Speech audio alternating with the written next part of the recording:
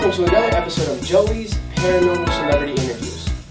Tonight we have a very special guest, and thanks to Dionne Warwick and her psychic friends, along with Miss Cleo, I am a huge fan of. I can go on and on, but without further ado, I'd like to introduce the master of suspense himself, none other than Alfred Hitchcock. Welcome, and thank you for taking time to speak with us. How are you, Mr. Hitchcock? Well, you did put me in the spot of bother. I was about to meet Mark Twain in a game of poker for the first time ever. Well, that's very interesting. One would have to know, though. Did you actually have the hand, or were you bluffing? Well, I did, yes. Yeah, I had aces and eights with a queen high.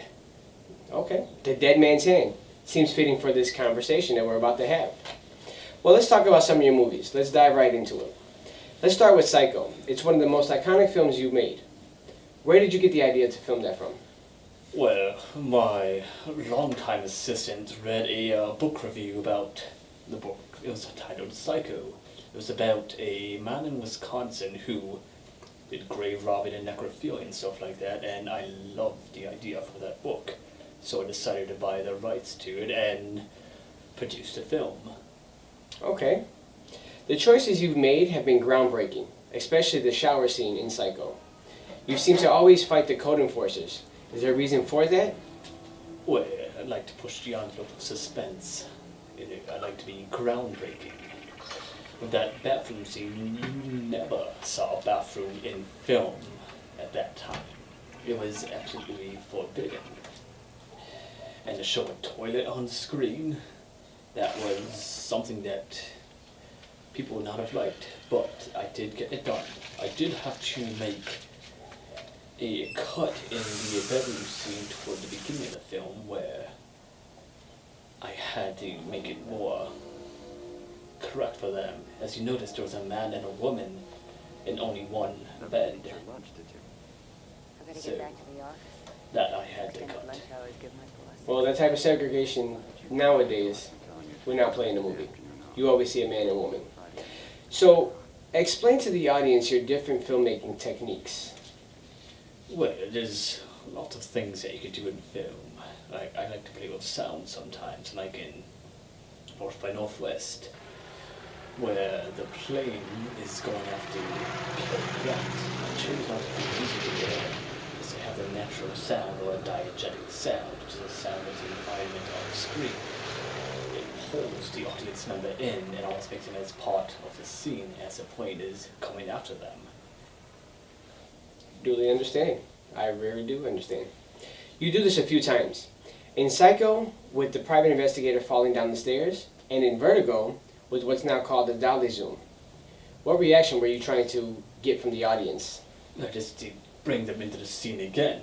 Like in Psycho, when he's falling down the stairs and the camera is falling down, it's almost as if though you're falling down the stairs with him. And in Vertigo, with that dolly zoom, it almost can entice a feeling of nausea or almost vertigo in the audience member. It can throw them off with that sudden pull back and push in. Well, I can definitely relate, because watching a few of those scenes in Vertigo, equilibrium took a shift on me, and I felt nauseous. So you've accomplished your goal. Very good, very good. Now let's talk about the actors and actresses you chose to play the part. As far as Anthony Perkins and Janet Leigh in Psycho, and James Stewart and Kim Novak in Vertigo. Why not the other way around? And also, why did you choose a desolate area in Psycho in comparison to a big city like the one in Vertigo? Well, with casting choices, you have to pick the person who fits the character on screen the best. With Jimmy Stewart, he's more of a heroic sort, and have him as the killer in Psycho. I don't think audiences would have accepted that as much as they did with Anthony Perkins. I can understand that. And as far as location-wise, could you imagine Vertigo taking place in a farm field? No. It would not have worked. You need the height of the city and the tall buildings.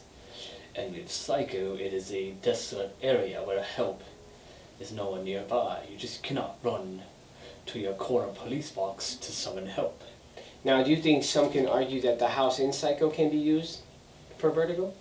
Well, you just limit yourself to one location. Sometimes you don't want to always limit yourself to one location, unless it helps the film in an entirety.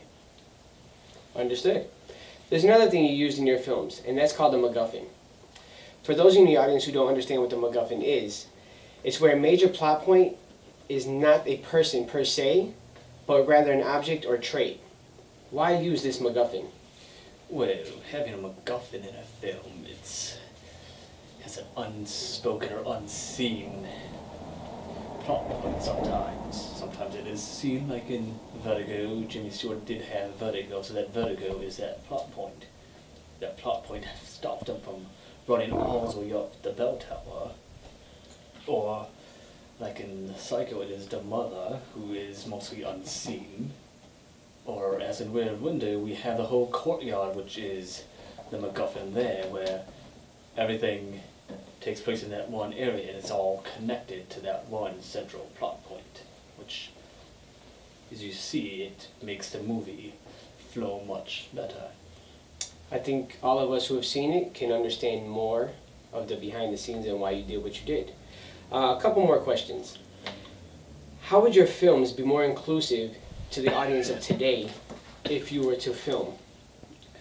Well, if I could do it today and not have to deal with the normal then, I'd like to see maybe some role reversals.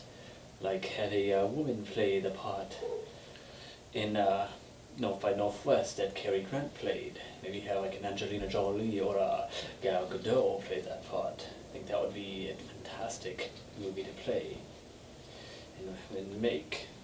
Okay. And finally, would you or would you not recommend your movies? Well, of course I'd recommend my movies. They're my movies. So, watch my movies. And you also watch Alfred Hitchcock Presents on WCIU on Saturday nights. Excuse me, Mr. Hitchcock. Okay, Mr. Hitchcock. Well, it seems he's gone and vanished just like that. We apologize to Marlon Brando for not having enough time to get to you today, but stay tuned to our next show where our spot guest is Marlon Brando. Thank you and have a good night.